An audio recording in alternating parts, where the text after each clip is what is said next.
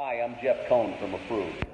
I want to show you one of our recently completed installations here in Manhattan at 1274 Fifth Avenue, which we did for Achilles Management. This is an owned real estate property of theirs, and we installed a beautiful 100 horsepower boiler.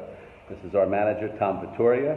We've installed a 100 horsepower Easco boiler with an IC burner. The burner comes complete with an LMV 52 control, as well as a variable speed drive. This is the most efficient way to operate the boiler. The boiler will operate now on number 2 oil and natural gas. Originally, the building had number 4 oil. You can only imagine what this boiler room looked like months ago. The boiler was on number 4 oil. We recently upgraded all the electric in the building. In addition, we did a fuel grade change. So we installed a new tank room door, epoxy painted the tank room, sealed it up, and installed lighting.